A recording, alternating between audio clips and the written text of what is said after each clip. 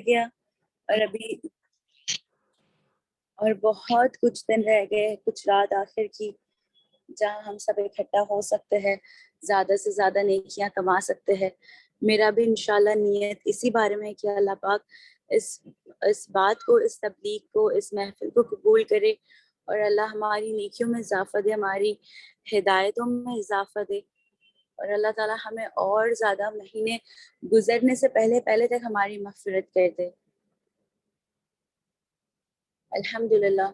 चले, जैसे आप सब इंशाल्लाह जानते हैं, हम दुआ के साथ शुरू करते हैं, फिर इंशाल्लाह हम टॉपिक की तरफ आएंगे। औज़ु बिल्लाहि मिनश शैतानिर रजीम, बिस्मिल्लाहिर रहमानिर रहीम। सब दरूद शरीफ पढ़ लेते हैं साथ में। अल्लाहुम्मा सल्लि अला मुहम्मदिन व आलि मुहम्मद कमा सल्लैता अला इब्राहीम व अला आलि इब्राहीम इन्नका हमीदुम मजीद।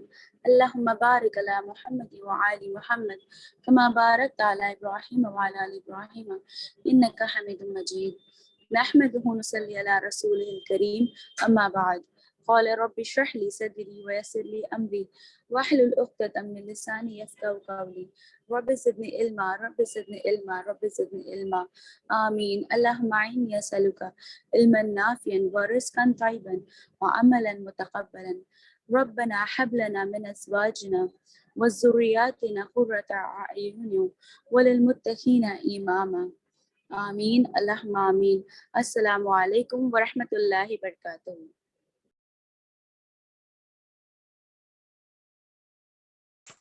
वालेकुम अस्सलाम रहमतुल्लाहि।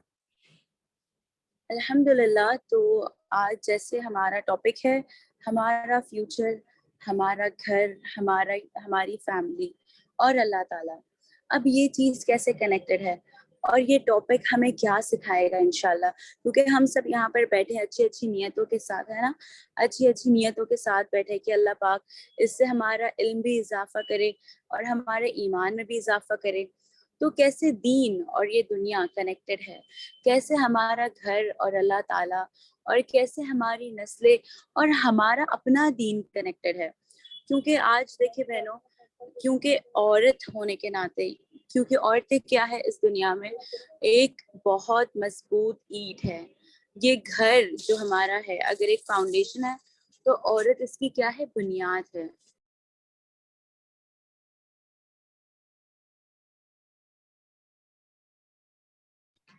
औरत जो है, हम सब औरतें क्या है, इस घर की और इस बहुत बड़ी मंजिल की एक बहुत मजबूत बुनियाद है।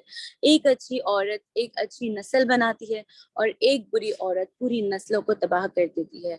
अगर औरत अच्छी है तो अल्लाह पाक उस घर के बच्चों के और उनकी नस्लों के जन्नत के फैसले कर देते हैं।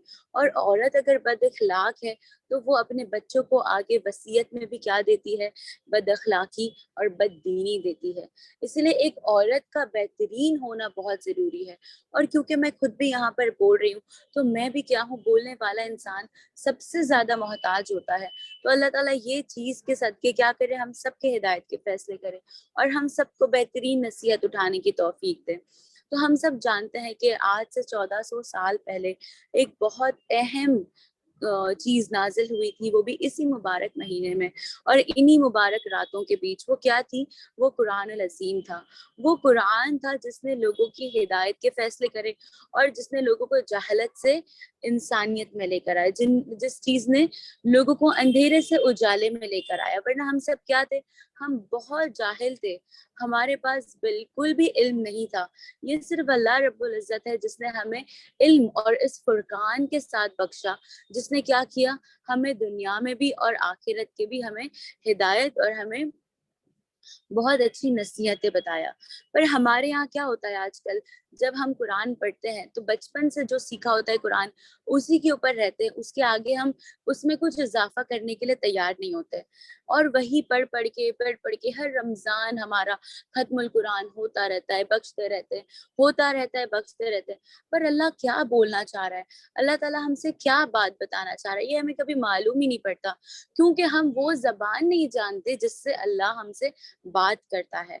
अगर मैं यहाँ पर बात कर रही हूँ और आप मुझे सुन रहे हैं, अगर मैं इस ज़बान में बात ना करूँ तो क्या आप लोगों को मेरी बात समझ में आएगी? बिल्कुल भी समझ में नहीं आएगी। या आप मुझसे कोई ज़बान में सवाल करें जो मुझे नहीं आती, जो मेरे इल्म के बाहर है, क्या मुझे वो ज़बान समझ आएगी? नहीं, तो हमारे बीच में कन्वर्सेशन कैसा होगा?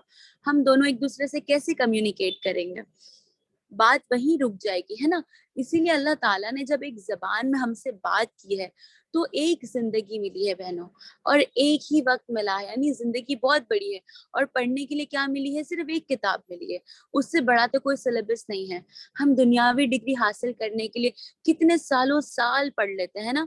हम केजी 1 से पढ़ते आते होते हैं, उससे भी पहले प्ले ग्रुप से पढ़ते आते होते हैं, फिर केजी 1, केजी 2, फिर स्टैंडर्ड 1 से लेके 10, फिर कोई ग्रेजुएशन करता है, फिर उसके आगे भी मास्टर करता है, फिर और जिनको मज़ीद पढ़ने का शौक होता है, वो सुबहान अल्लाह पीएचडीज़ करते हैं, डॉक्टरेट करते हैं, और आगे-आगे मेडिकल फील्ड में भी सुबहान अल्लाह बहुत-बहुत से साल लग जाते हैं, ये इल्मी डिग्री को हासिल करने के लिए।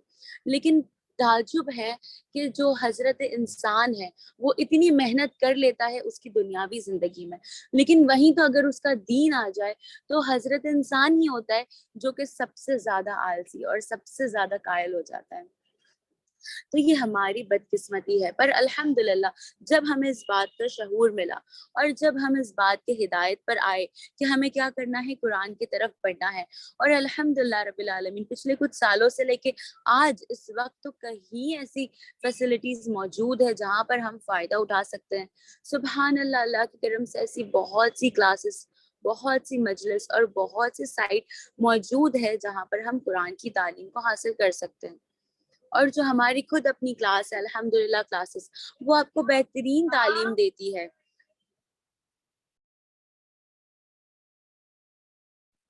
बेहतरीन तालीम देती है, आपको तजवीद सिखाती है, आपको जो नॉर्मल कुरान है उसकी तफसीर और कुरान पढ़ने का तरीका, नूरानी कायदा से लेके कुरान तक के आपका सारा सफ़र मुकम्मल कराती है। तो इंशाल्लाह हम कोशिश करेंगे, फ़िक्र करेंगे, क्योंकि ये वक़्त है मेरी बहनों, ये तो चला ही जाएगा हाथ से, ये कोई हाल नहीं रुकने वाला। ये तो दुनिया बनी है उस वक़्त से लेके दुनिया ख़त्म होने तक, ये जो वक़्त की मयार है वो हमारे हाथ से छूटती जाएगी, जैसा रेत हमारे हाथ से फिसल रहा हो। पर ये हम पर डिपेंड करता है, अब हम इसका फ़ायदा उठाएँ या फिर क्या करें, अपनी आलस और अपनी जहालत की हालत में इस वक़्त को भी गुज़ार लें। तो इंसान जो बेहतरीन होगा, जिससे अपनी आखिरत की फिक्र होगी और आखिरत का शहूर होगा, वो क्या करेगा, इस दुनिया को इस्तेमाल करेगा आखिरत में अपना मुकाम जन्नत में बनाने के लिए। ये एक समझदार इंसान है, और यही मुसलमान है, क्योंकि हर मुसलमान का बच्चा इस तालीम के साथ पैदा होता है कि उसे जन्नत जाना है। हर आदमजात का बच्चा इस तालीम और इस हिदायत के साथ पैदा होता है कि उसने क्या करना है, उसने जन्नत में जाना है और उसे जहन्नम से बचना है। ये शऊर हम अपने बच्चों में तो डाल देते हैं, पर वो जैसे बड़े होने लगते हैं ना, हम उस चीज के ऊपर उनकी हिदायत करना भूल जाते हैं और उनको दुनियावी चीज में इतना मजीद इन्वॉल्व कर लेते हैं कि वो इस तरफ आने से भी कतराते हैं, और आना चाहते हैं तो फिर वो वक्त से मजबूर हो जाते हैं। तो आज हमारा टॉपिक यही है कि हमारा फ्यूचर क्या है। अब देखिए, अगर आपके पास मैं कुछ कैपिटल रख दूं, कुछ मैं आपके पास एक माल दे दूं और मैं कहूं कि इसे संभालना है, तो आप किस कदर उसे संभालेंगे? क्योंकि एक बहुत बड़ी जिम्मेदारी है ना, छोटी अमाउंट लेते हैं। अगर 1 लाख रुपए भी मैंने आपके पास एक कैपिटल के हिसाब से रख दिया कि अब मुझे लगाना है कोई बिजनेस में, तो आप उसे किस तरीके से संभालेंगी? आप बेहतरीन तरीके से संभालेंगे, इसे अपने तिजोरियों में रखेंगे या इसे अपने बैंक्स में रखेंगे या इसे कोई स्कीम में लगाएंगे जहां पर और ज्यादा फायदा देगा, जहां पर इससे हमें और ज्यादा क्या होगा, फायदा उठाने का मौका मिलेगा। तो ये क्या है, ये कैपिटल है। और दुनिया का हर इंसान के पास ये शहूर है कि वो कोई कैपिटल को कहाँ इस्तेमाल करे। इसे कहते हैं असेट, यानी कि हमारी एक बहुत कीमती जिम्मेदारी, हमारा हमारा असेट है ये। तो वैसे ही दुनियावी असेट का हमें बहुत अच्छा इल्म है कि इसे कहाँ लगाना है। आप اگر آج کسی کو جا کے بول دو میرے پاس 50 لاکھ 60 لاکھ روپے ہے, آپ کو فٹ سے کوئی بھی ایڈوائز کرنے کھڑا ہو جائے گی کہ آپ فلاں فلاں جگہ گھر لے لیجیے, 4-5 سال میں یہاں پر ٹاور بن جائے گا, پھر بہت اچھی بلڈنگ اور ریٹس بھی ڈبل ہو جائیں گے, اور یہاں پر فلاں فلاں فلاں آپ کو بہت اچھی ایڈوائزز ملیں گی, یا کہیں آپ شیئرز میں لگا دیجیے, بانڈز میں لگا دیجیے, یا فلانا ڈمکا. اگر آپ یہ پیسے لے کے کہیں چاہتے ہیں تو آپ کو بہترین ایڈوائز اور بہترین صلاح ملے گی. اور سبحان اللہ, اچھی بھی بات ہے, لیکن ایک انسان کو اس بات کا جو شعور ہے نا وہ بہت زیادہ ہے. لیکن آج اس دنیا میں ہمیں پتا چلتا ہے کہ اس سے بھی زیادہ ایک بہترین کیپٹل اور ہے, ایک بہت بڑا اسٹ ہے پیسوں کے علاوہ, وہ ہے ہماری اولاد, وہ ہے ہمارے بچے, ہماری نسلیں. ان سے بڑا کیپٹل, ان سے بڑا اسٹ آج اس دنیا میں کچھ نہیں. لیکن ہم ان اسٹ اور اس کیپٹل کو ایسے لوگوں کے ہاتھ میں دے دیتے جن کو نہ اس چیز کی پہچان ہے نہ اس چیز کا علم ہے. ہمارے بچے شادی تو کر لیے جاتے ہیں, پر انہیں کیا سکھاتے ہیں ہم شادی میں؟ ہم شادی میں ان کو کیا تربیت اور کیا ایڈوائزز دیتے ہیں جب بچی کی شادی ہوتی ہے؟ سب سے زیادہ تو بڑی فکر مجھے لگتا ہے یہی ہوگا کہ شادی میں کون سا لہنگا پہنا جائے, کون سے کلر کا پہنا جائے, کون سا ہمارا وینیو ہوگا. یہ سب کیا ہے؟ یہ ساری ٹینشن ہے, یہ ساری باتیں ہیں جو ہم اپنے بچوں کے ذہن میں ڈالتے ہیں, ہے نا, کہ اب شادی ہو رہی ہے تو یہ ساری چیزوں کے بارے میں تمہیں سوچنا ہے. پر آپ کو پتا ہے کہ شادی جو ہے یہ ایک بہت بڑا انسٹیٹیوٹ ہے, جس انسٹیٹیوٹ میں کیا ہوگی, آپ کی اولاد ہوگی, اور وہی انسٹیٹیوٹ میں پڑھ کے آپ کی اولاد نکلے گی. اور اولاد کوئی بہت چھوٹی چیز نہیں ہے میری بہنوں. آج ہم سب نے جو سمجھ لیا ہے نا کہ بچوں کو بس کسی ٹیچر کے حوالے کر دیا جائے, پلے گروپ کے حوالے کر دیا جائے, یا کہیں اس کو ٹی وی شوز اور کہیں کارٹونز کے حوالے کر دیا جائے, اور پورے دن بھر ماں بزی ہے اور پورے دن بھر باپ بزی ہے, باپ بھی مال کمانے کے پیچھے, ماں بھی مال کمانے کے پیچھے. تو یہ جو اولاد ہے نا یہ ہماری دین اور دنیا ہر چیز کے فیصلے کرنے والی ہے. یہ اولاد ہمیں جنت تک بھی لے جائے گی اور یہی اولاد ہمیں جہنم تک بھی لے جائے گی. یہ اولاد کوئی بہت چھوٹی موٹی چیز نہیں ہے, یہ آدم ذات ہے اور یہ انسان ہے. یہ جانوروں کی اولاد نہیں ہے میری بہنوں, کیونکہ جانور کی جب اولاد ہوتی ہے نا تو وہ اسے کہیں پہ بھی پلنے کے لیے چھوڑ دیتی ہے, کیونکہ اسے معلوم ہے, کیونکہ اس جانور میں بھی اللہ تعالیٰ نے وہ علم رکھا ہے کہ وہ بچہ اپنے آپ سے بڑا ہو جائے گا. پر یہ جو بچے ہیں نا آدم ذات کے بچے, ان کے اوپر بہت بڑا ذمہ ہے. آپ صلی اللہ علیہ وسلم کے اوپر دین آنے کے بعد جب انہوں نے حجۃ الوداع میں یہ آخری خطبہ دیا, تب تمام امت مسلمہ کو یہ ذمہ داری دے کر اس دنیا سے رخصت ہوئے. کیا ذمہ داری تھی وہ؟ کہ آج اس وقت جس کسی نے بھی یہ بیان سنا, جس کسی تک بھی یہ دین کی دعوت پہنچ گئی, اب اس پر لازم ہے کہ وہ اپنے بعد ان لوگوں تک پہنچائے جو کہ غیب ہے, جن تک یہ پیغام, جن تک یہ میسج نہیں پہنچا. تو امت مسلمہ کا بچہ بچہ دائی ہے, اور یہ ہمیں ایسا لگتا ہے, انفیکٹ مجھے بھی ایسا لگتا تھا, اللہ ہم سب کو ہدایت دے, مجھے بھی ایسا لگتا تھا کہ یہ جو ہے نا آپشن ہے, یہ آپشن ہے, اگر میں چاہوں تو کروں, میں نہ چاہوں تو نہ کروں, مجھے کون منع کرنے والا ہے. میں چاہوں تو قرآن سیکھوں یا نہ سیکھوں, یا دعوت دوں یا نہ دوں, یہ میری مرضی. مجھے ایسا لگتا تھا یہ میری مرضی. پر جب یہ دین اور یہ قرآن سیکھنے لگی, جب اس کے سفر میں تھوڑی سی بھی آگے بڑھی نا, تب مجھے پتا چلا, جب سیرت نبی ہم سب نے پڑھا, تب ہمیں پتا چلا, کیا پتا چلا, کہ یہ جو دین اسلام کے نا بچے بچے دائی ہے, اور یہ دین کی تبلیغ کرنا ہم پر فرض ہے, ہم پر آپشن نہیں ہے کہ ہم چاہے تو کرے یا نہ چاہے تو نہ کرے, بلکہ یہ ہم پر فرض ہے کہ ہم اس دین کی تعلیم کو سیکھیں اور اسے آگے بڑھائے. آپ صلی اللہ علیہ وسلم کی حدیث ہے کہ اگر مجھ سے قرآن کی ایک بھی آیت تم نے سیکھی ہو تو اسے بھی آگے بڑھاؤ. تو یہ کیا ہے؟ یہ ہم پر فرض ہے, یہ پہلے ہم سب جان لیں. اور دوسری بات یہ کہ جیسے اولاد, جیسے ہم ڈسکس کر رہے تھے, اولاد کیا ہے؟ ہمارا سب سے بڑا کیپٹل ہے. کیوں ایسا؟ ہماری اولاد ہماری سب سے بڑی کیپٹل اور ہمارا سب سے بڑا اسٹ ہے, کیونکہ ہم اس دنیا میں جو بھی کیپٹل کماتے ہیں وہ دنیا میں چھوڑ کر چلے جاتے ہیں. اور آپ صلی اللہ علیہ وسلم کی حدیث سے معلوم پڑتا ہے کہ انسان کا بہترین صدقہ جاریہ کیا ہے؟ اس کی نیک اولاد. دوبارہ سے دہراتی ہوں، آپ صلی اللہ علیہ وسلم سے پتا چلا کہ انسان کا بہترین صدقہ جاریہ ہے اس کی نیک اولاد۔ اگر آپ کے پاس نیک اولاد ہے تو آپ کو قبر میں بھی اور اس کے بعد قیامت کے دن تک بھی اس کا فائدہ اٹھا سکتے ہیں۔ اگر آپ نے اپنی اولاد کو کچھ نیک تعلیم دی اور اسے دین سکھایا اور وہ اس دنیا میں اس چیز کا عمل کر رہا ہے تو کیا ہوگا، آپ کو اس کا فائدہ قبر میں بھی پہنچے گا، اور اس کے بعد جب قیامت کے دن بھی آپ کی نیکیاں تولی جائیں گی تب بھی اب جو آپ کی اولاد اور ان کی نسلوں تک جو تمہارا علم گیا ہے اس کی بھی نیکیاں تمہارے نام اعمال میں پائی جائے گی۔ تو سبحان اللہ، کتنا بہترین کیپٹل ہے نا۔ اگر آج میرے پاس پیسہ یا گھر یا سونا جائیداد کچھ بھی ہے اور میں کیا کرتی ہوں، اسے جماتی ہوں، کماتی ہوں اور یہیں چھوڑ کے چلی جاتی ہوں، تو کیا ہوگا، کیا یہ مجھے قبر میں فائدہ دیں گے؟ کیا یہ میرے ساتھ وہاں تک آئیں گے؟ یا میں مر جاؤں اور قیامت کے دن اٹھائی جاؤں تب بھی میرے نیکیوں میں یہ ساری چیزیں گنی جائے گی؟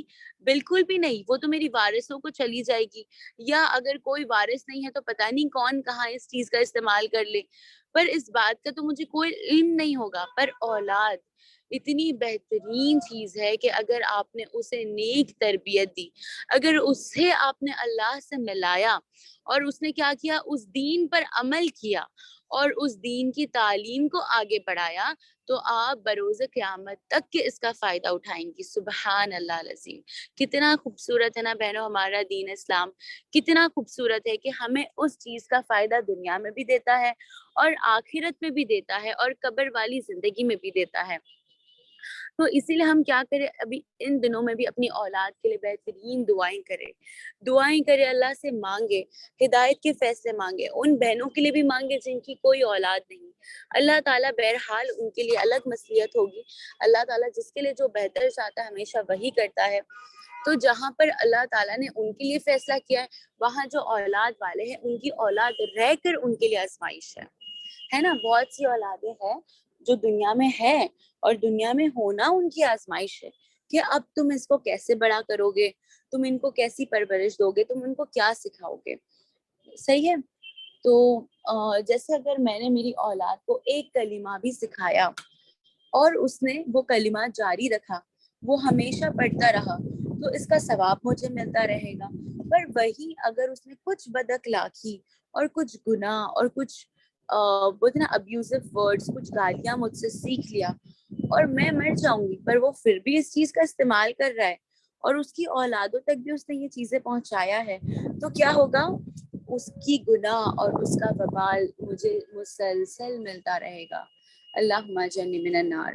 اللہ پاک ہم سب کو اولاد کی آزمائش سے بچائے، اللہ ہم کو گھر کی آزمائش سے بچائے، اور اللہ تعالی ہماری اولادوں کو نیک سیرت بنائے، صالحین بنائے، اور ان کو آپ صلی اللہ علیہ وسلم کے طریقے پہ چلائے، کیونکہ یہ بہت ضروری ہے، بہت بہت زیادہ ضروری ہے۔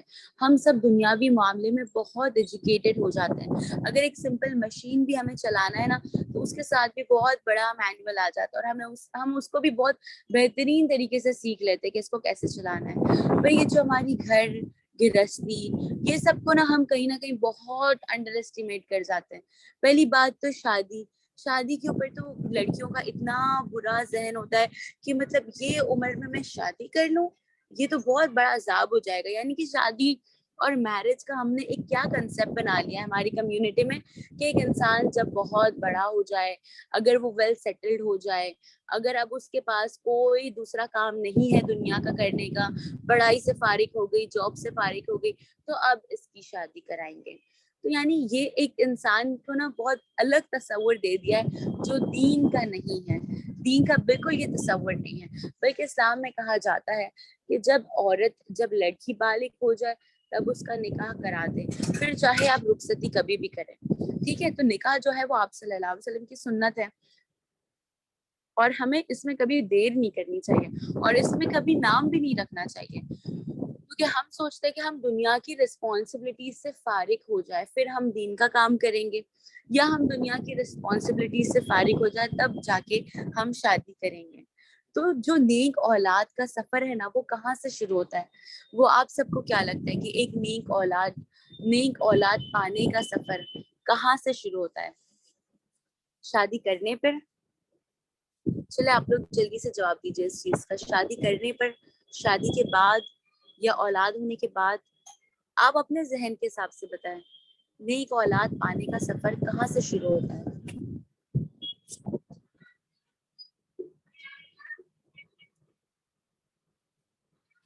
ایک بہن نے کہا ہے شادی سے. اور کوئی ہے جو جانتا ہے؟ آپ چیٹ پر بھی ٹائپ کر سکتے ہیں.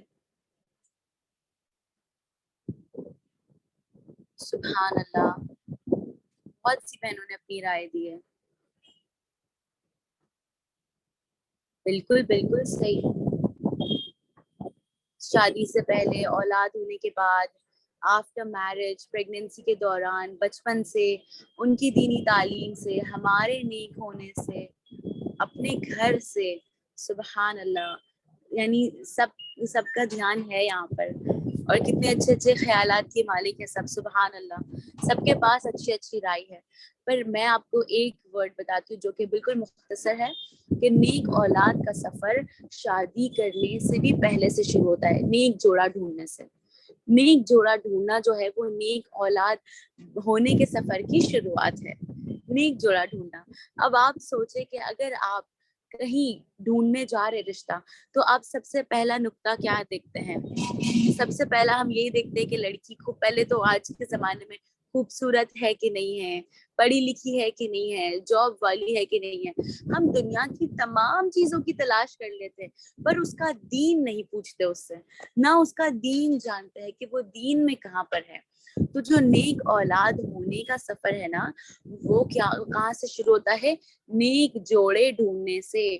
اگر کوئی لڑکی بہت دیندار ہے, پر اس کی شادی وہاں کرا دی جائے جہاں پر نہ دینی ماحول ہے, نہ اس کے شوہر کو معلوم ہے, یا ان کو خوف خدا ہے, تو پھر آپ سوچے وہاں پر اولاد ہو بھی جائے تو پھر وہ کس انوائرمنٹ میں بڑی ہوگی, اور جس جگہ پہ بڑی ہوگی وہ اسے لازم متاثر کرے گی, ہے نا.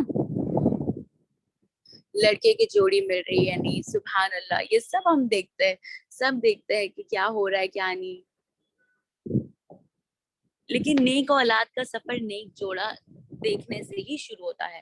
تو آپ یاد رکھیں کہ آپ جب بھی, ابھی تو خیر جن کی شادی ہو گئی وہ انشاءاللہ کیا کر سکتے ہیں, اپنے شوہروں کی, اپنے گھر والوں کی, اپنے ان لاز کی, اور اپنے پریوار کی ہدایت کی دعا کر سکتے ہیں نا.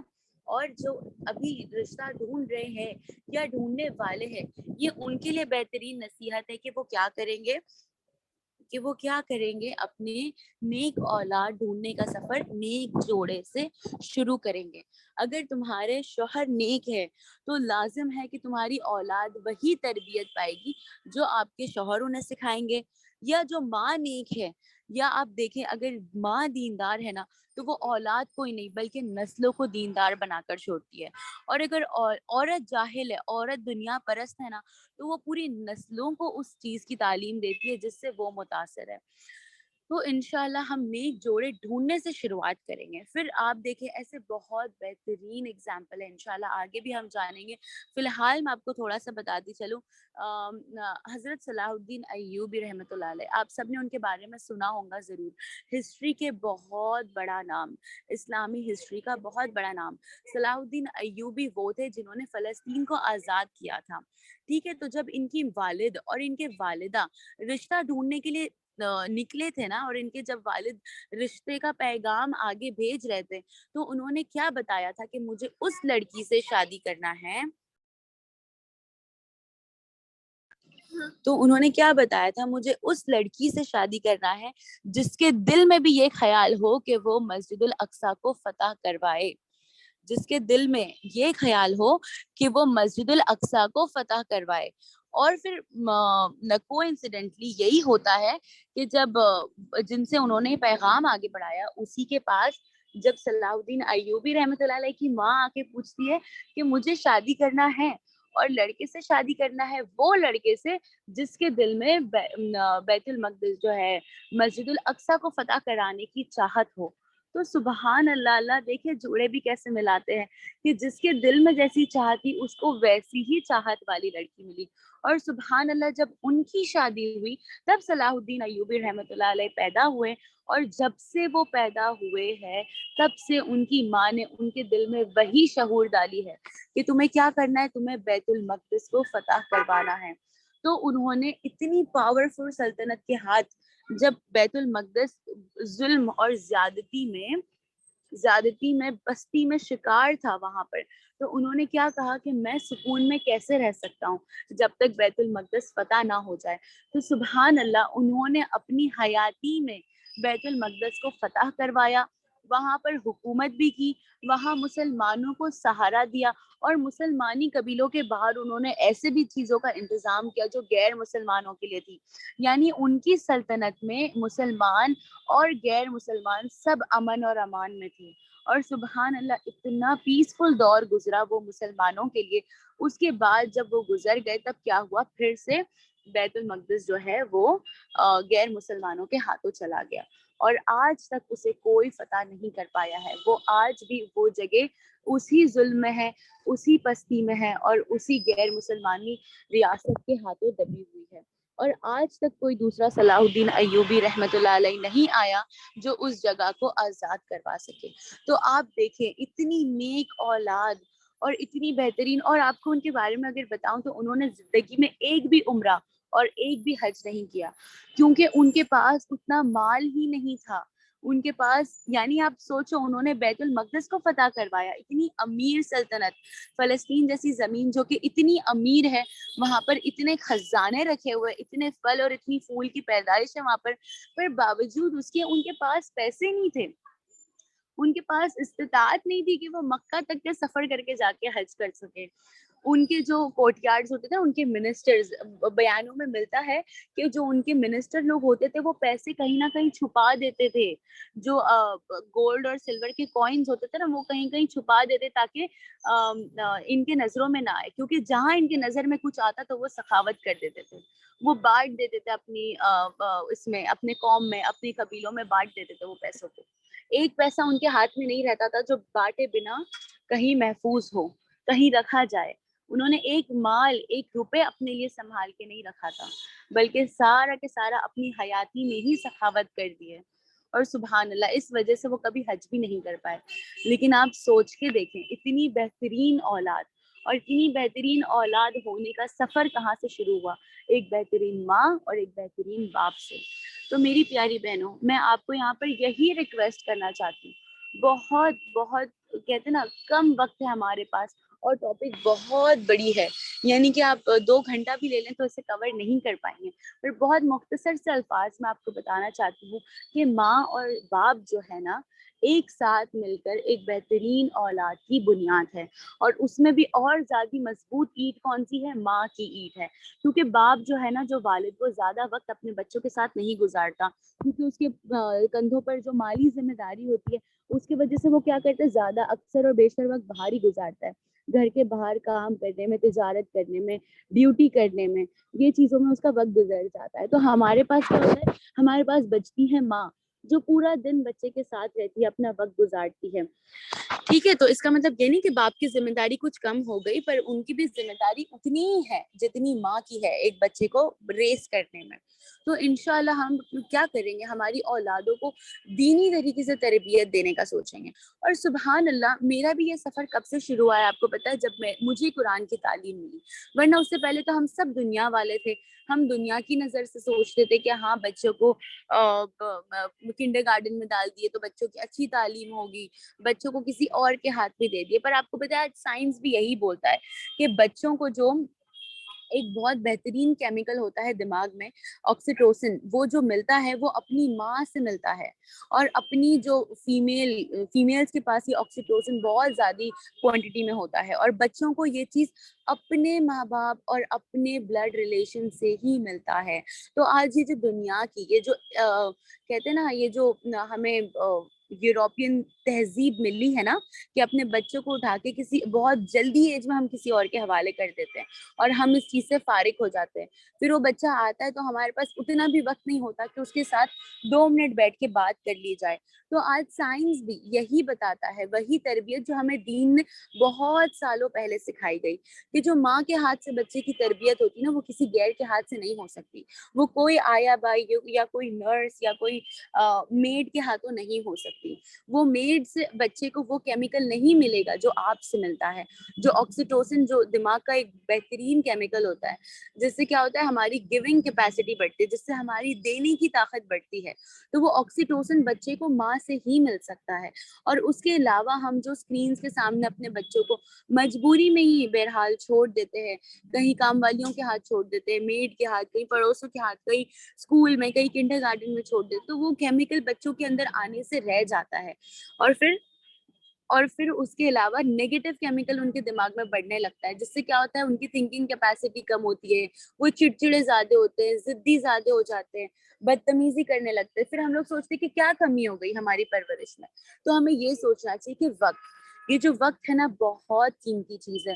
آج ہمیں آپ صلی اللہ علیہ وسلم, بالکل صحیح کہا سسٹر گل افشاں, ماں جو ہوتی ہے بچے کی پہلی اسکول ہوتی ہے, اور جو ماں ہوتی ہے اس کا اردو میں کیا کہتے ہیں کہ ماں بچے کا پہلا مدرسہ ہے. تو وہ جہاں مدرسے میں جا کے سیکھتا ہے, اس سے پہلے وہ اپنی ماں کے پاس سیکھتا ہے. تو جو بچہ ہے اگر وہ ماں کی گود سے دور ہے تو وہ نیگیٹو کیمیکل کا شکار ہو رہا ہے. وہ کیا ہو رہا ہے, وہ آکسیٹوسن کی جگہ دوسرا ایک کیمیکل ہے جو اس کے دماغ میں پھر بڑھتا جاتا ہے, اور پھر وہ وہی پا کے اپنی وہی بچپن سے لے کے بڑے پن تک کے وہ کیمیکل آگے لے کے جاتا ہے. ٹھیک ہے, تو ہم انشاءاللہ کچھ قرآن کی روشنی میں تربیت کے معاملے دیکھیں گے, بچوں کی تربیت کے معاملے دیکھیں گے جو قرآن ہمیں سکھاتی ہے. اب آپ دیکھیں کہ ایک بہت بہترین سورہ ہے قرآن میں, سورہ لقمان. سورہ لقمان میں اللہ پاک نے کیا بتایا, لقمان علیہ السلام جو تھے, دی وائز مین, انہوں نے اپنے بچے کو کیا نصیحت کی تھی. بچے کو انہوں نے بہترین نصیحت کی تھی کہ کیا آپ سب جانتے ہوں گے, اگر کوئی جانتا ہے تو فٹافٹ چیٹ میں لکھ دیں جب تک میں آتی ہوں اس ٹاپک پہ.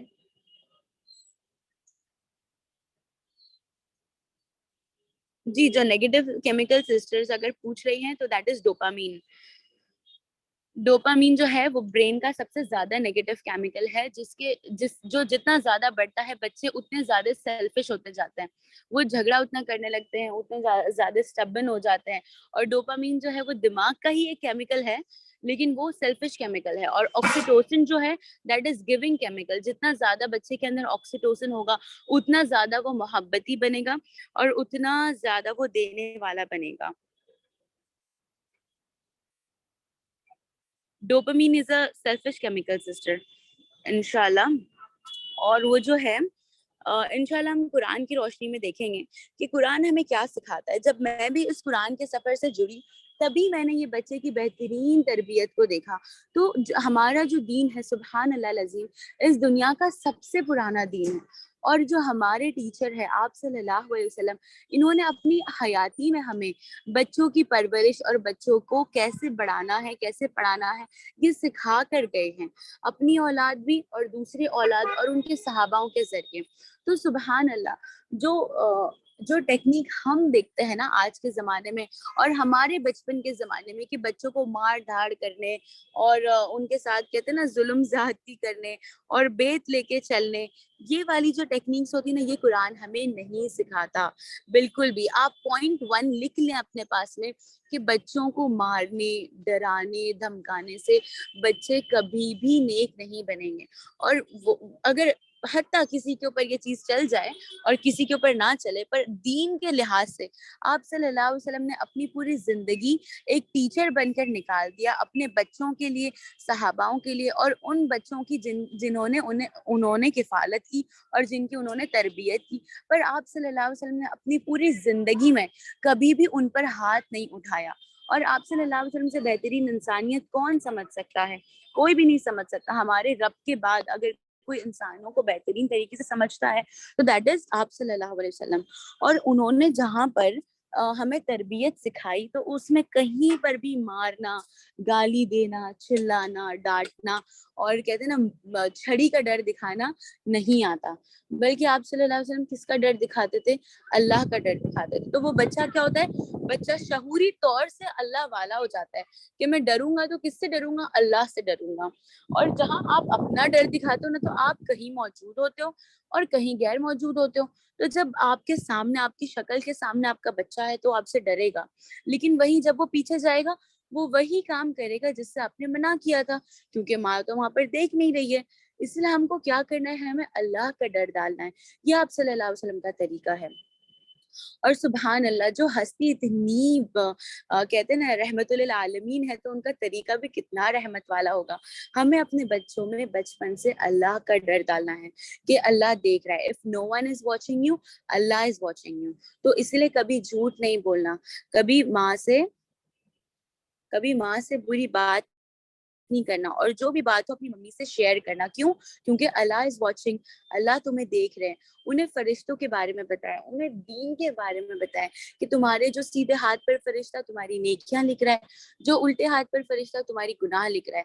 تو اف یو آر ڈوئنگ اینی تھنگ رانگ، اگر تم کچھ گناہ کر رہے ہو تو کیا ہوگا؟ تمہارا فرشتہ تمہاری گناہ لکھے گا اور وہ اللہ کے پاس جا کے بتائے گا. یہ بہت چھوٹے پن سے اگر ہم نے یہ کہتے نا یہ چیز اگر ہم نے بچے کے دماغ میں رکھ دی نا تو پھر وہ کیا کرے گا؟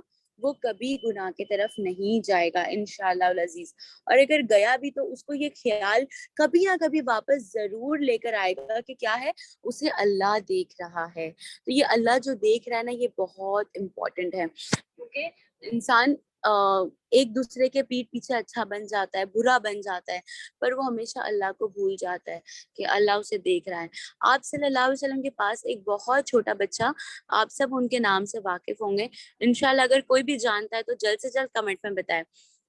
آپ صلی اللہ علیہ وسلم کے پاس ایک بہت چھوٹا بچہ 10 سال کا تھا، تب وہ لا کر دے دیا گیا کہ کیا کرا جائے. ایک عورت نے اپنے بچے کو آپ صلی اللہ علیہ وسلم کے پاس لائی اور بولی اسے تم اپنی خدمت کے لیے رکھ لو، اور اس سے کیا کرو؟ دین سکھاؤ، اور اس سے اپنی خدمت کے لیے رکھ لو. انس رضی اللہ عنہ، سبحان اللہ. نہیں، حضرت علی نہیں، حضرت انس نہیں. زید بن حارثہ تو غلام تھے جو آزاد، جو آپ صلی اللہ علیہ وسلم کو خدیجہ رضی اللہ عنہ نے تحفے میں دیا تھا.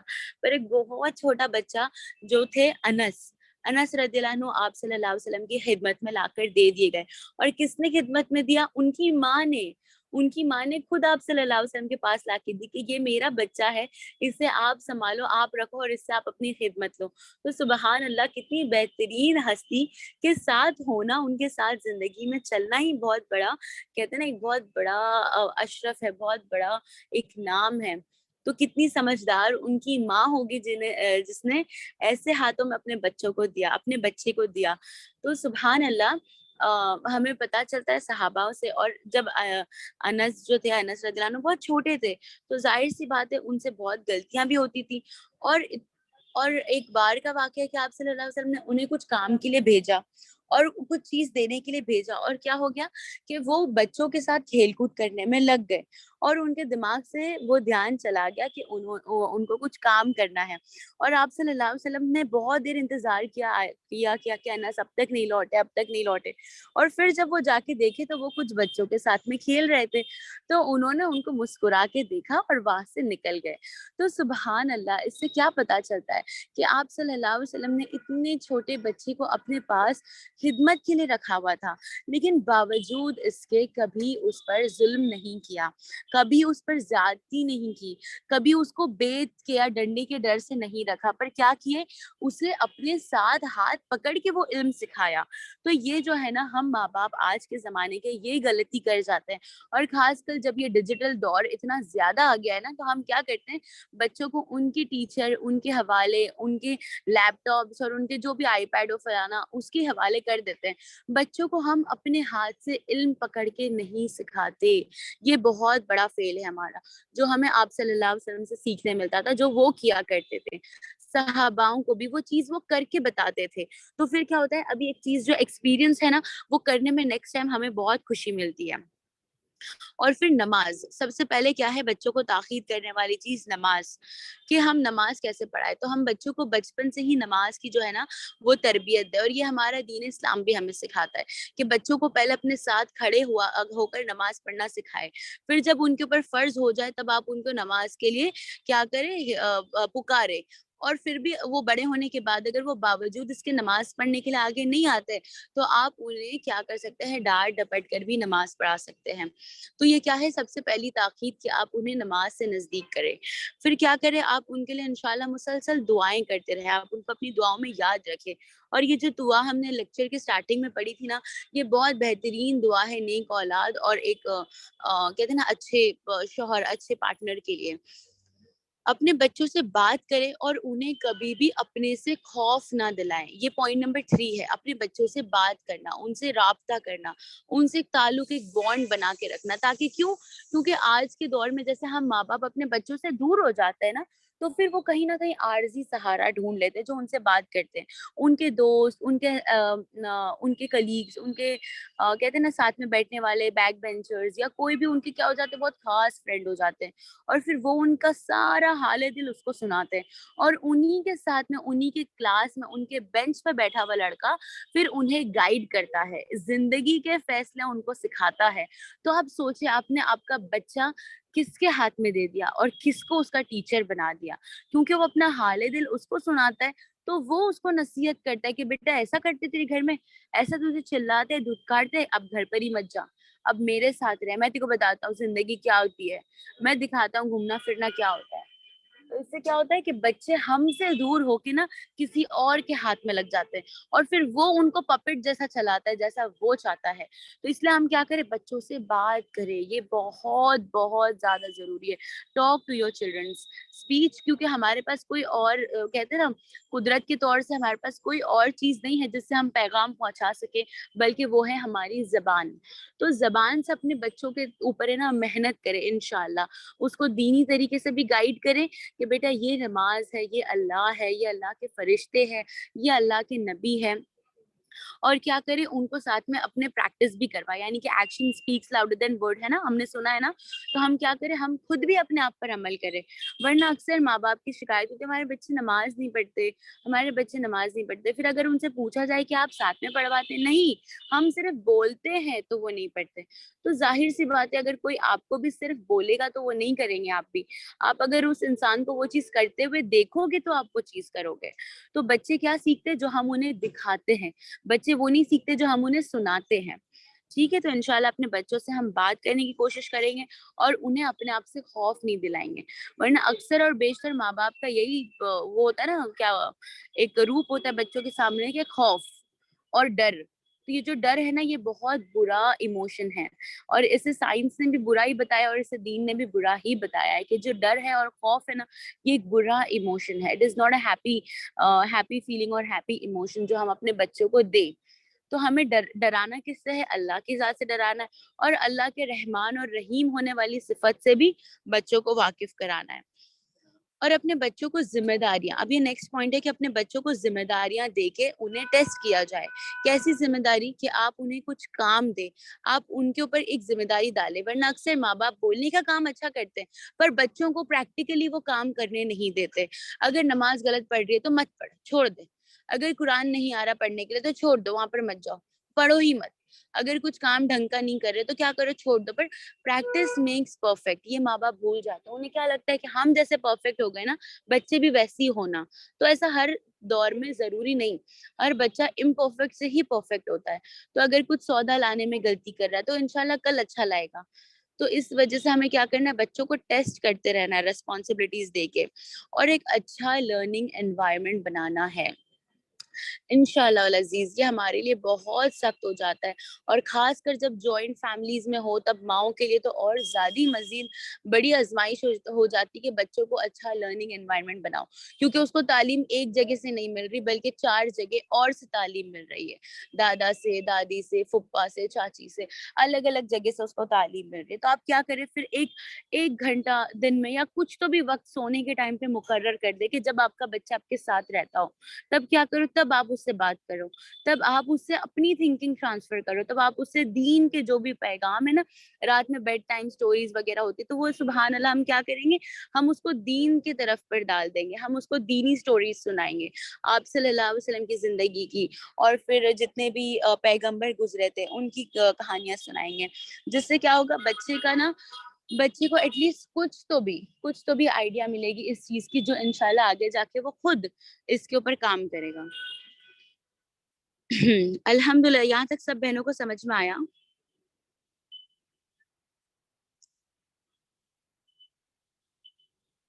اگر کسی کو بھی ڈاؤٹ ہے تو انشاءاللہ وہ پوچھ سکتے ہیں. اوکے چلو الحمدللہ. تو پھر ہم آگے بڑھتے ہیں ابراہیم علیہ السلام کی طرف. ابراہیم علیہ السلام نے دیکھے ایک پیرنٹنگ کا کتنا بہترین معجزہ ہمیں قرآن میں سکھایا, کہ ابراہیم علیہ السلام نے یہ نہیں بولا کہ جب انہیں یہ کہتے ہیں نا, جب کعبۃ اللہ بنانے کا حکم ملا تو انہوں نے یہ نہیں کہا کہ جاؤ اسماعیل تم آگے بڑھو, کام شروع کرو, میں بعد میں آتا ہوں. نہیں, جب ان کو یہ پیغام ملا تو دونوں باپ بیٹے وہاں کھڑے ہوئے, اکٹھا ہوئے, جمع ہوئے, جہاں پر آج زمزم کا کنواں ہے وہاں پر وہ جمع ہوئے, انہوں نے بات کی کہ اللہ پاک نے ایسا ایسا حکم کیا ہے, اب کیا کرے, تو ابھی چلو ساتھ میں چلتے ہیں. پھر وہ ساتھ میں چلے, پھر آج جہاں پر مقام ابراہیم ہے وہاں اس پتھر پر ابراہیم علیہ السلام کھڑے ہوئے اور سبحان اللہ اینٹ پہ اینٹ لگاتے گئے اپنے بچوں کے ہاتھ اور اسماعیل علیہ السلام کے ہاتھوں سے, اور کیا کرتے گئے, اور اس کے ساتھ ساتھ دعا کرتے گئے. اسماعیل علیہ السلام کے لیے انہوں نے دعا کی, ان کی نسلوں کے لیے دعا کی, اور کہتے ہیں کہ آپ صلی اللہ علیہ وسلم کی جو پیدائش ہے اسماعیل علیہ السلام کی نسل میں, یہ اسی دعا کا نتیجہ ہے کہ ابراہیم علیہ السلام نے کیا کی تھی, دعا مانگی تھی کہ ہمارے نسلوں میں سے کیا ہو, اللہ پاک کوئی ایسا پیغمبر بھیجے. تو اللہ تعالیٰ نے اس وقت ان کی دعا قبول کی, اور جہاں وہ اینٹ پہ اینٹ لگاتے گئے اور اللہ سے دعا مانگتے کہ یا اللہ تو ہمارا عمل کو قبول کر, یعنی اتنا بڑا کام کر رہے, اللہ کے گھر کی تعمیر کر رہے, پھر بھی آپ دیکھیں ذرا بھی گھمنڈ اور تکبر ابراہیم علیہ السلام نے اپنی اولاد کو بھی نہیں سکھایا, نہ خود انہوں نے گھمنڈ کیا, بلکہ کیا کیا, عاجزی, ہمبلنس اور بہت زیادہ احترام انہوں نے سکھایا اللہ تعالیٰ کی طرف, کہ کیا کرتے جاؤ, اینٹ پہ اینٹ لگاتے جاؤ اور اللہ تعالیٰ سے دعا کرتے جاؤ کہ اللہ تو ہمارا یہ کام قبول کر, یا اللہ تو ہمارے اس کام کو قبول کر, تو سننے والا ہے, تو جاننے والا ہے. یہ انہوں نے دعا کی. تو یہ کیا تھا, یہ پیرنٹنگ کا اور یہ ایک بہترین بچے کا فیوچر بنانے کا ایک بہت اچھا اگزامپل تھا, کہ جہاں انہوں نے کیا کی, ہمیں ایسی بھی چیزیں سکھائی کہ اپنی اولاد کو ساتھ میں لے کے ہمیں کام کرنا ہے اور اسے ساتھ میں دین کی تعلیم دینا ہے. پھر آپ دیکھیں جب وہ لوگ بڑے ہوئے, جب ان کا گھر بنا, تو آپ صلی اللہ تب ابراہیم علیہ السلام نے ان کے گھر پر وزٹ کیا.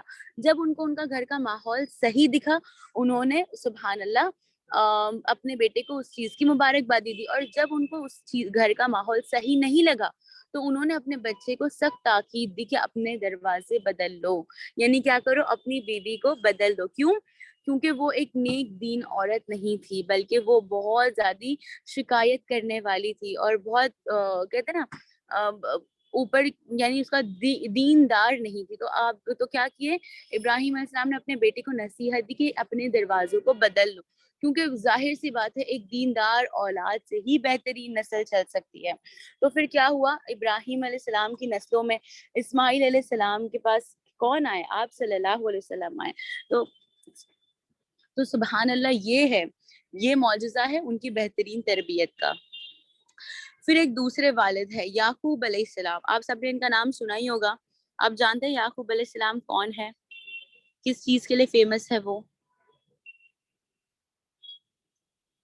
جانتے ہیں؟ سبحان اللہ, کون ہے یعقوب علیہ السلام؟ یوسف علیہ السلام کے والد ہے نا, بہت فیمس چیز تو یہی ہم سب کو معلوم ہے کہ وہ یوسف علیہ السلام کے والد ہے. تو آپ دیکھو یوسف جو یعقوب علیہ السلام, تو اتنا بہترین معجزہ ہے کس چیز کا, پیشنس کا. سبحان اللہ, بالکل صحیح بتایا آپ نے سسٹر, پیشنس, صبر جو ہے نا, صبر کا بہت بہترین معجزہ ہے کون, یعقوب علیہ السلام. جب ان کا جگر کا ٹکڑا, جب ان کی جان ان سے دور لے کر چلے گئے تھے, کون, ان کے باقی جو بیٹے تھے وہ, یوسف علیہ السلام کو, اور انہوں نے ایک خمیز کے اوپر خون لگا کے, جھوٹا موٹا خون لگا کے اپنے والد کو لا کے بتایا کہ دیکھو یہ یوسف کی خمیز ہے اور اسے ایک بھیڑیے نے کھا لیا. تب یعقوب علیہ السلام جانتے تھے کہ ان کے بچے جھوٹ بول رہے ہیں, اور کیا کہا انہوں نے کہ اپنے بچوں کو مارا, گھر سے بے دخل کیا ان سے وہ خمیز چھین کے, یعنی ان کا بھی خمیز پھاڑا نہیں, بلکہ یعقوب علیہ السلام نے صبر کا اتنا بہترین معجزہ دکھایا کہ میں اپنی شکایت صرف اللہ تعالیٰ, اپنے غموں کی شکایت صرف اللہ سے ہی کروں گا. اور کیا کہ انہوں نے اس چیز پر صبر کیے. وہ جانتے تھے کہ یہ لوگ جھوٹ بول رہے ہیں, اور انہوں نے کیا کہا کہ اب اس چیز کی شکایت میں صرف اللہ تعالیٰ سے ہی کروں گا. اور انہوں نے مسلسل صبر کیے اور روتے رہے, اتنا رو کے انہوں نے صبر, اور بلکہ اللہ تعالیٰ سے کیا مانگا, صبر جمیل مانگا, اور اتنا روتے رہے کہ ان کی آنکھوں کی بینائی کم ہو گئی, لیکن انہوں نے یوسف علیہ السلام کا انتظار کیا. تو یہ کیا سکھاتی ہے, یہ صبر سکھاتی ہے. آج میرے میں خود, میں یہ نہیں کہہ رہی ہوں کہ میں بول رہی ہوں تو میں بہت اچھی ہوں, بلکہ میں خود اس چیز کی سب سے زیادہ محتاج ہوں, صبر. کیونکہ ہمارے بچے ایک غلطی کر جاتے ہیں نا, ہمارے اندر سے وہ صبر اٹھ جاتا ہے. ایک چھوٹی سی بھی مسٹیک کرے نا, ایسا لگتا ہے کہ بچے کو تبھی میں کیا کر دوں. ہمارے اندر وہ ٹالرنس نہیں ہے جو پہلے لوگوں میں, پہلے ماں باپوں میں ہوتا تھا. تو انشاءاللہ کیا کریں گے, یعقوب علیہ السلام سے کیا سیکھیں گے, صبر اور پیشنس سیکھیں گے, کہ کیسے انہوں نے صبر کیا اور اپنی اولادوں کو بالکل جھڑکارا نہیں, بلکہ اللہ تعالیٰ سے شکایت کی اور اللہ تعالیٰ سے دعا کی. تو اگر کسی کی اولادیں اللہ نہ کرے بالکل نافرمان ہے, نہیں مانتی, حد سے زیادہ ضدی ہے, یا کچھ اللہ اکبر بری لائن میں چلی گئی ہے, تو وہ اللہ سے مسلسل دعا کر کے مانگے اور اس بچے کی اصلاح کرتے رہے. بولنے کا کام ہمیں کبھی نہیں چھوڑنا ہے. جو تربیت ہے نا, اس کے اوپر کوئی بریک نہیں ہے, کوئی پاز نہیں ہے. We should never give up on this, کہ ہم نے کہیں دیکھا کہ بچہ نہیں سمجھ رہا ہے تو چھوڑ دو, بولنے کا فائدہ ہی نہیں, تو اس سے اچھا بولوں کیا. تو یہ نہیں کرنا ہے, کیونکہ یہ بولنا بہت امپورٹنٹ ہے بچوں کی تربیت میں. پھر دوسرا ایک ایگزامپل ہم لیتے ہیں قرآن کی روشنی میں, وہ ہے لقمان, حضرت لقمان علیہ السلام. اب انہوں نے کیا کیا, انہوں نے اپنے بچے کو بلایا, اور آپ صلی اللہ علیہ وسلم پر یہ آیت اتری تھی کہ آپ نے وہ دن نہیں دیکھا جب لقمان اپنے بچے کو نصیحت کر رہا تھا. اب کیا نصیحت تھی لقمان علیہ السلام کی اپنے بچوں کو, اپنے بیٹے کو کیا نصیحت دی تھی انہوں نے, کہ شرک مت کرنا. آپ دیکھو کتنی بہترین نصیحت ہے, یعنی کہ ایک والد جو اپنے بچوں کو وصیت میں یہ دے کر جا رہا ہے. آپ دیکھ لیں, اگر آج میں اور آپ وصیت کریں اپنے بچے کو, اللہ نے کرے ہمارا وہ وقت آ گیا جب ہم اس دنیا سے رخصت کر رہے ہیں, اینڈ دیٹ ویری منٹ مجھے بچے کو کچھ نہ کچھ بولنا ہے, میں کیا بولوں گی کہ بیٹا میں نے دیکھ تجوری کی چابیاں یہاں رکھی ہوں, یا بیٹا میرا اتنے یہ بینک میں اتنا پیسہ پڑا ہے. ہماری مطلب ہم کیا نصیحت دیں گے, کیا بولیں گے ہم بچے کو, کچھ تو منہ پہ آئے نا. تو وہاں وہ چیز اللہ پاک منہ پہ لے کر آتے ہیں جس چیز کے اوپر ہم نے زندگی گزاری ہے.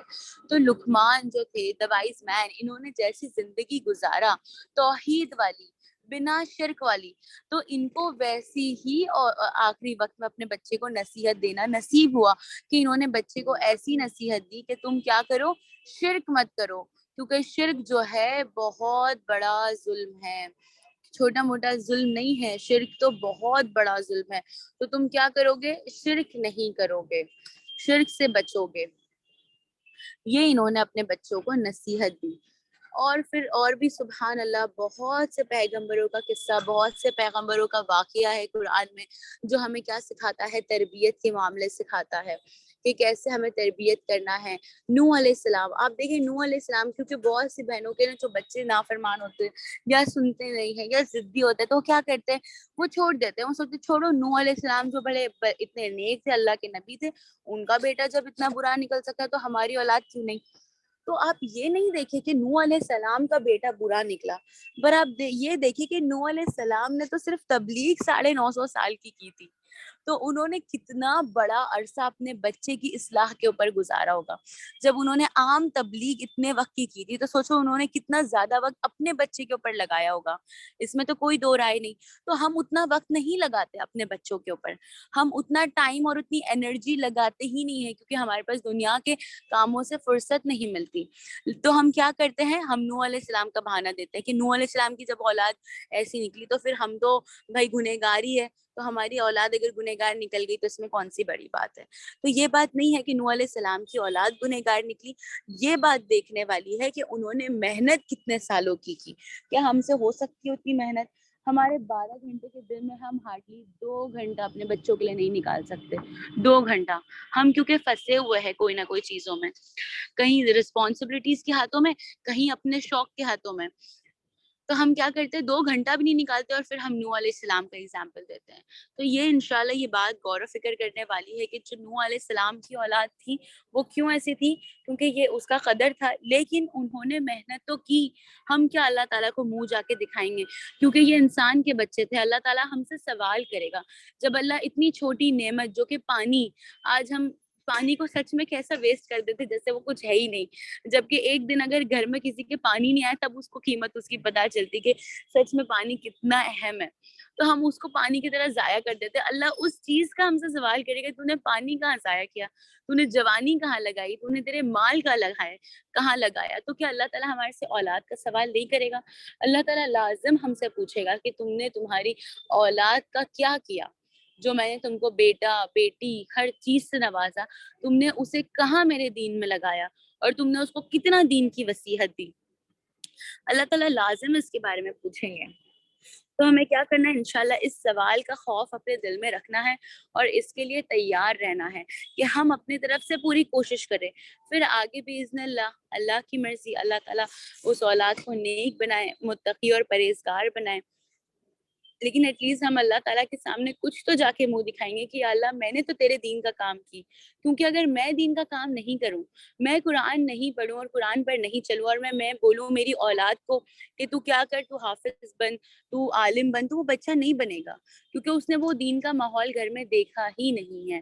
तो इंशाल्लाह पहले माओं को अपनी ना कमर कस के मेहनत करनी है, क्योंकि आज तक हिस्ट्री में जितने सक्सेसफुल आदमी और बच्चे गुजरे हैं, उनकी अक्सर मेहनत उनकी माओं की है, इसमें कोई हर्ज नहीं। तो इसलिए हमें क्या करना है, हमें मेहनत करनी है एज अ मदर। हमें इस चीज के लिए पूरे पूरे तैयार होने, चाहे क्या हो, हमारे थोड़े हालात खराब हो या हमारे बदन में दर्द हो, तो इंशाल्लाह अल्लाह उस पर भी अजर देगा। लेकिन क्या करना है, इस चीज की मेहनत के लिए तैयार होना है। और इंशाल्लाह आप देखें, आपको मैं अपनी ही बात से बता रही हूँ कि मैं इस दीन के काम में बिल्कुल भी नहीं थी, मैं जानती भी नहीं थी ये दीन क्या है। पर अभी 1 ही साल गुजरा है, सुबहान अल्लाह, इस चीज को जब हम मुझे ये दीन की रोशनी मिली, जब मेरे दिल में तड़प थी ना, अल्लाह ताला ने मुझे इस काम से लाके जुड़ा दिया। हम लोग इस क्लासेस से जुड़े, फिर हमारा ये सफर शुरू हुआ। और फिर ये जब सफर शुरू हुआ ना, it was not easy, it took everything from me, it took everything, patience, tolerance, सब कुछ लगाना पड़ा। लेकिन बहुत वक्त बाद क्या हुआ, इसके ऊपर इस्तिकामत, अल्लाह ताला ने जो जो हिदायत दी ना, इस्तिकामत दी, उसकी वजह से फिर आज तक हम क्या है, इस चीज पर जुड़े हुए हैं।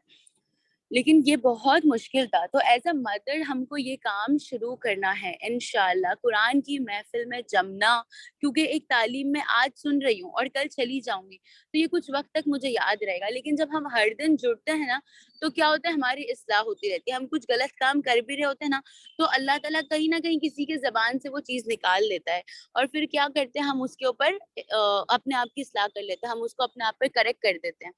तो इंशाल्लाह क्या करना है, खुद पहले कुरान की तालीम से जुड़ना है और फिर अपने घर वालों को जोड़ना है, अपने बच्चों को इंशाल्लाह इस चीज़ के ऊपर नसीहत करना है। पर पहले शुरुआत हम अपने आप से करेंगे। और अल्लाह ताला हम सबको, यहाँ पर जितनी भी बहन बैठी है, उन सबको क्या करे, दीन की दाइयाँ बनाए। अल्लाह पाक हम सबको दीन का काम करने वाला बनाए। अल्लाह हमको उसका और उसके रसूल अलैहिस्सलाम का काम करने वाला बनाए। क्योंकि जब हम इस दीन की दावत को आगे लेके जाएंगे ना, तो सुभान अल्लाह, जो हमारे औलाद और उनके अंदर नूर जो होगा ना, वो देखने वाला होगा। तो इसीलिए हम सब यहाँ पर हाउस वाइफ है, कोई बच्चे है, कोई स्टूडेंट्स है, सब अपनी दुनिया में बहुत मसरूफ है। लेकिन आप याद रखो, ये जिंदगी एक ही बार मिलती है। मेरा भी यही सबसे बड़ा खौफ था कि ये जिंदगी एक ही बार मिलती है। मैं अब तो यहाँ पर क्या कर लूंगी, अपनी जिंदगी जी लूंगी, पर आगे क्या, फिर क़यामत के दिन क्या, मैं क्या नेकी लेके जाऊंगी अल्लाह ताला के पास, क्या अल्लाह ताला को मुंह दिखाऊंगी।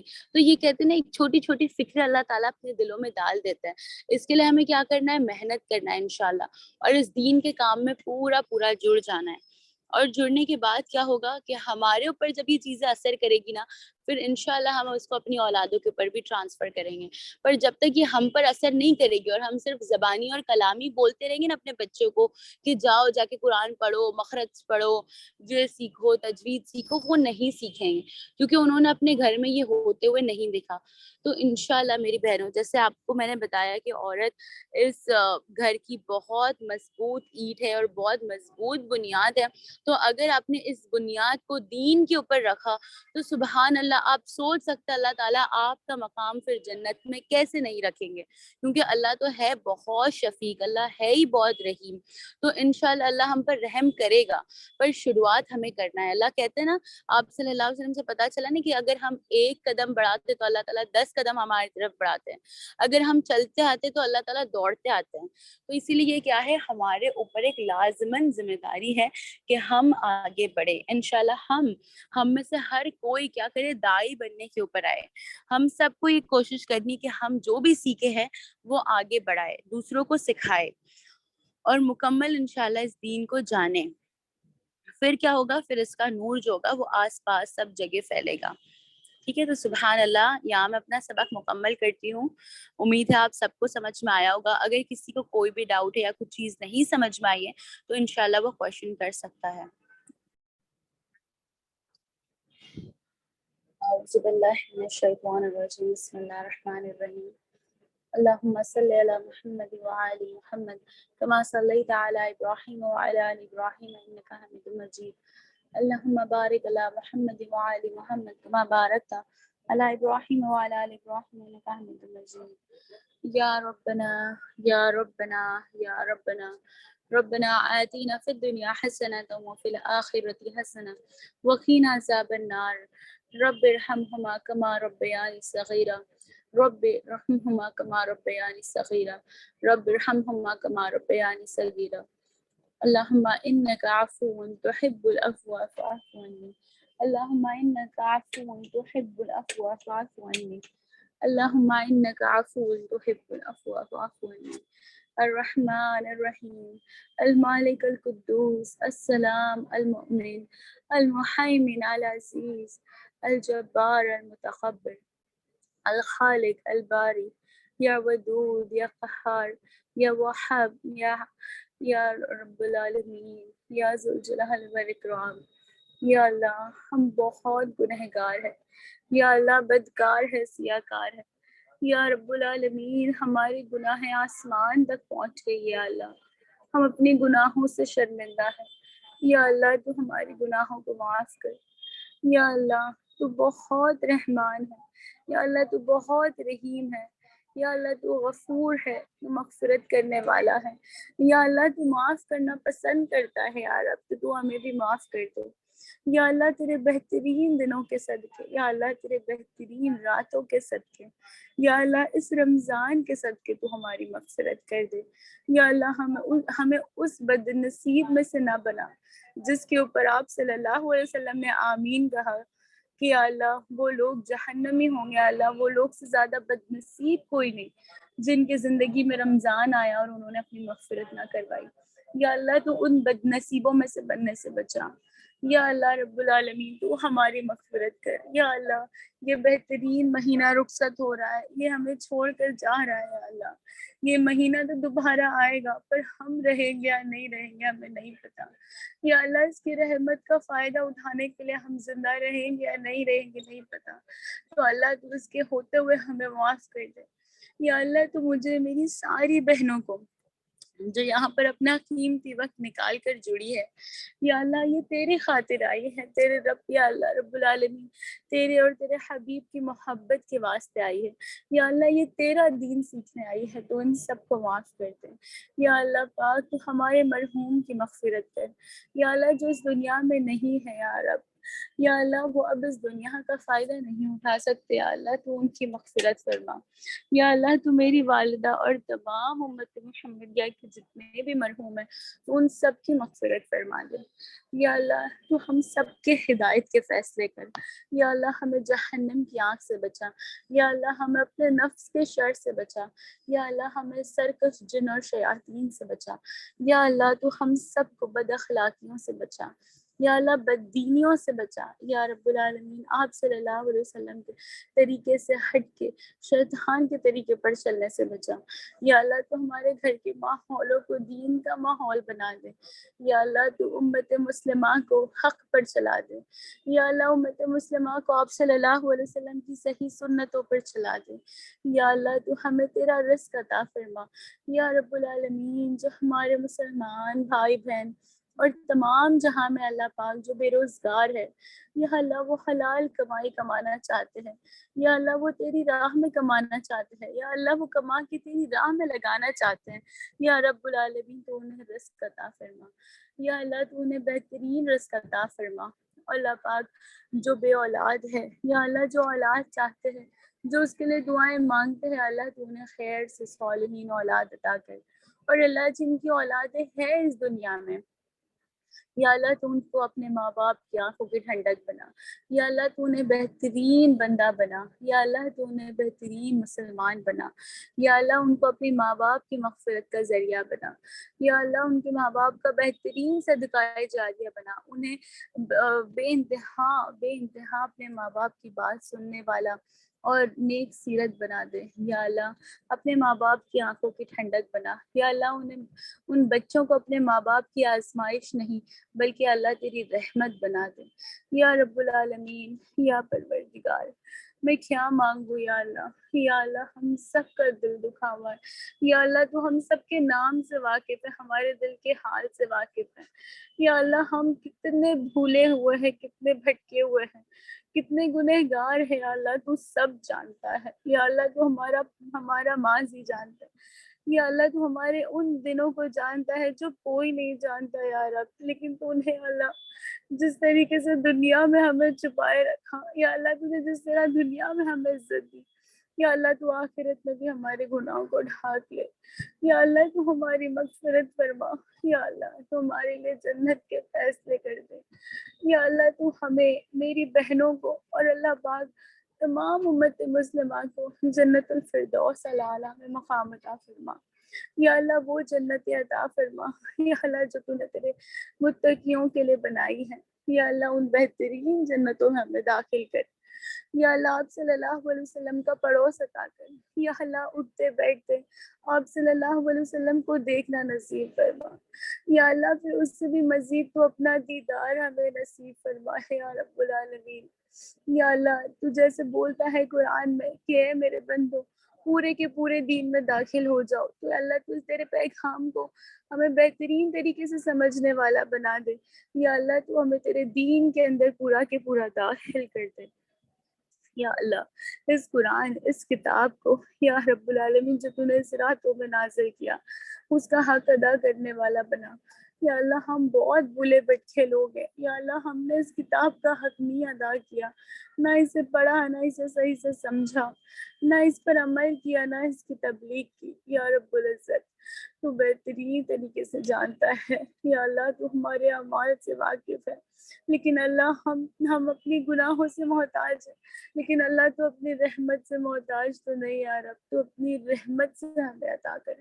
یا اللہ، تو اس قرآن کا حق ادا کرنے والا بنا دے، اس قرآن کے طریقے پر چلنے والا بنا دے یا اللہ، میرے پاس تو نہ وقت ہے، نہ زبان ہے، نہ مجھے مانگنا آتا ہے، نہ مانگنے کا طریقہ آتا ہے یا اللہ، پر تجھے دینا آتا ہے، تجھے عطا کرنا آتا ہے یا اللہ، تو دلوں کے حال سے واقف ہے یا اللہ، وہ تمام بہنیں جو یہاں جڑی ہیں یا رب، تیرے وقت نکال کے یا اللہ، تیرے کاموں کے لیے، یا اللہ، تیرے دین کے لیے میرے رب، تو ان سب کی جائز دلی تمنائیں پوری کر یا اللہ، ان کی جائز دلی حاجتوں کو پوری فرما یا اللہ، جن کسی نے بھی دعا کے واسطے کہا یا رب، ان سب کی جائز دلی تمناؤں کو پوری کر یا اللہ، تو ہمیں ایمان کی توفیق دے یا رب العالمین، تو ہمارے دلوں میں ایمان کی روشنی عطا فرما یا اللہ، میرے مسلمان بھائی بہن دنیا کے جس بھی کونے میں یا رب العالمین ذلت اور رسوائی کا شکار ہو رہے ہیں یا اللہ فلسطین میں، غازہ میں، ایران میں، اللہ پاک انڈیا میں، اور رب العالمین افغانستان میں، یا رب العزت یوروپ میں، لندن میں، امریکہ میں، ہر جگہ یا اللہ پاک مسلمان ذلت اور رسوائی کے شکار ہے یا رب العالمین. ان کے اوپر حد سے زیادہ زیادتی ہو رہی ہے یا رب العالمین.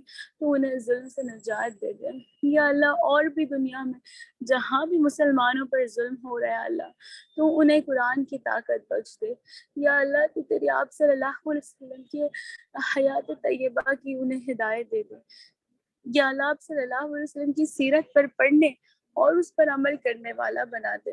اور اللہ پاک ہم سب کو اس ظلم سے آزاد کر یا اللہ. اس کافروں کے ظلم سے ہمیں بچا لے اور اللہ تو ہمیں طاقتور بنا یا اللہ. تو ہمیں تیرے دین کی طاقت عطا فرما یا اللہ. ہم سب بہت برے ہیں اللہ، ہم سب بدکار ہے، سیاہکار ہے، گنہگار ہے اللہ، تیرے مسلسل نافرمان ہے اللہ.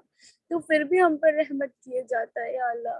ہم تیری نمازیں چھوڑ دیتے اللہ، ہم تیری کتابوں کو چھوڑ دیتے، پر اللہ تو اپنے بندوں کو نہیں چھوڑتا یا اللہ. تو پھر بھی ہم سے محبت کیے جاتا ہے یا اللہ، پھر بھی تو ہم پر رحمت کیے جاتا ہے، تو پھر بھی ہمیں دیتے جاتا ہے یا اللہ. لیکن ہم اس کی قدر نہیں کرتے یا اللہ. تو ہمیں اس وقت کی قدر کرنے والوں میں سے بنا یا اللہ. تیرے بہترین دائی ہے اس دنیا میں اللہ، تو ہمیں ان کے جیسا دین کا کام کرنے والا بنا، اس سے بڑھ کر دین کا کام کرنے والا بنا یا رب العالمین یا اللہ. تو ہم سے بھی تیرے دین کا کام لے لیں اور اللہ پاک اس کام کو کرنا اور اس پر استقامت عطا فرما کہ ہم اس پر جم جائے اور اللہ تو اس کی برکت سے ہماری زندگیوں کو بدل دے یا مغلب القلوب ثبت قلبی علی دینی یا اللہ. تو ہمارے دلوں کو اس دین پر جما دے یا رب العالمین. تو جب ہماری روحوں کو قبض کرے یا اللہ، تب ہم اپنے ایمان پر ہو، ایمان والی زندگی اور ایمان والی موت نصیب کر یا اللہ. جب ہم تجھ سے اس حال میں ملے کہ اللہ تو ہم سے راضی ہو اور تیرے حبیب صلی اللہ علیہ وسلم ہم سے راضی ہو یا اللہ. تو ہمیں خالی ہاتھ اس دنیا سے مت اٹھا، ہمارے پاس کچھ بھی نہیں ہے اللہ تجھ سے ملاقات کرنے کے لیے، کچھ بھی نہیں ہے. دنیا کا تو سب جمع کر لیا یا اللہ، پر دین کا کچھ بھی نہیں ہے ہمارے پاس یا اللہ. تجھ سے ملاقات ہوگی تو میں کیا منہ دکھاؤں گی یار، میرے پاس کچھ بھی دین کا کام نہیں ہے یا اللہ. ہمارے پاس نہ تو صدقے ہے، نہ ایسے سجدے ہے، نہ ایسی خیرات ہے یا اللہ. یا اللہ پاک ہمیں تو ایسا کرنے والا بنا دے یا اللہ. میرے پاس کچھ نہیں ہے، پر تو یا رب العالمین تیرے لیے صرف ایک کن کا کلام ہے یا اللہ. تو کن کہہ دے اور وہ فیکون ہو جائے یا میرے رب یا اللہ. تو ایسے سجدے کرنے والا، ایسے صدقے کرنے والا بنا دے یا اللہ. ہماری بیماروں کو شفا دے دے یا رب العالمین.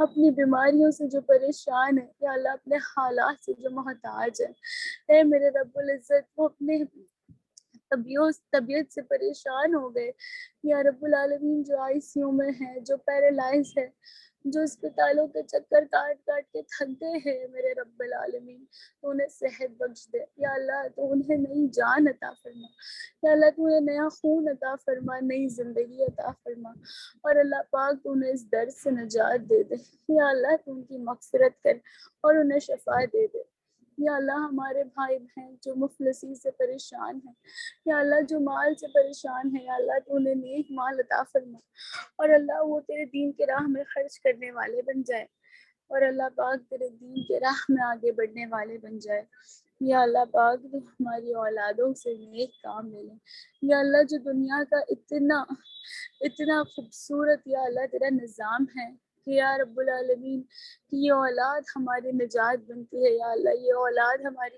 قبر میں مغفرت بنتی ہے یا اللہ. تو انہیں بہترین دین کے کام پر چلنے والا بنا دے یا اللہ. تو انہیں تیرے دین کا داعی بنا یا اللہ. تو انہیں تیرے دین کا کام کرنے والا بنا یا اللہ. تو انہیں عالم بنا یا اللہ. تو انہیں حافظ بنا یا اللہ. تو انہیں سچے بنا اور یا اللہ تعالیٰ تو ہمیں بھی ویسے ماں باپ بنا جیسے تو چاہتا ہے یا اللہ. جیسے تو نے جیسے قرآن میں تو نے ہمیں تاکید دی، لقمان علیہ السلام جیسا، یعقوب علیہ السلام جیسا، ابراہیم علیہ السلام جیسا، فاطمہ زہرا رضی اللہ عنہ جیسا، اما خدیجہ رضی اللہ عنہ جیسے مائیں بنا۔ یا اللہ تو ہمیں وہ طاقت دے دے یا اللہ دین کی جو ان کے پاس تھی، اور اللہ تو ہم سے راضی ہو جا، یا اللہ تو بس راضی ہو جا، یا اللہ تیری رضا دے دے یا رب العالمین، تیری شفاعت دے دے یا رب العالمین۔ یا اللہ میں کیا مانگوں اور کیا عطا ہو، یا اللہ ایسی عطا ہو کہ پورے امت محمدیہ کا بھلا ہو۔ یا اللہ یا رب العالمین ہم سب کو تیرے گھر پر بلا، یا اللہ جتنی بہنوں کی حاجتیں ہیں کہ یا رب تیرا گھر دیکھے، یا اللہ تیرے حبیب صلی اللہ علیہ وسلم کا گھر دیکھے، یا اللہ تو ہم سب کو نصیب کر، یا اللہ وہ ایمان والی جگہ نصیب کر، یا اللہ کہ آپ صلی اللہ علیہ وسلم کا روزہ اپنی آنکھوں سے دیکھنا نصیب کر، یا اللہ رمضان کے مہینے میں ہمیں عمرہ نصیب کر، اور اللہ پاک تو حج کے مہینے میں ہمیں حج نصیب کر، یا اللہ تو ہم سب کو اپنے سے قریب لا دے، یا اللہ بہت کم وقت بچا ہے ہمارے پاس، یا اللہ آدھی آدھی زندگیاں گزر گئی اور اب پتہ نہیں کتنی ہاتھ میں باقی ہو، یا رب العالمین تو پلیز ہماری مغفرت کر دے، یا اللہ، یا اللہ تو پلیز ہماری مغفرت کر دے، اور اللہ تمہاری دعاؤں کو قبول فرما، یا اللہ تو بہترین نماز پڑھنے والا بنا دے، اللہ تیرے دین کا حق ادا کرنے والا بنا دے، یا اللہ تمہارے اس دعا کو بھی قبول فرما، یا اللہ ہماری بہنوں کو بھی قبول فرما، یا اللہ جو یہاں پر آئی ہیں انہیں بھی قبول فرما، جو آنے سے رہ گئی یا اللہ تو انہیں بھی قبول فرما، یا اللہ تو ہماری ٹیچروں کو بھی قبول فرما، ہماری محنتوں کو بھی قبول فرما، یا اللہ تو ہمیں اور زیادہ ہدایت دے اور زیادہ محنت کرنے والے بنا دے، آمین آمین اللہم آمین، صلی اللہ علی محمد صلی اللہ علیہ وسلم، سبحان اللہ و بحمدہ، سبحانک اللہم اشہد ان لا الہ الا انت نستغفرک و اتوب الیک، سبحان ربک رب العزۃ عما یصفون والسلام علی المرسلین والحمد للہ رب العالمین۔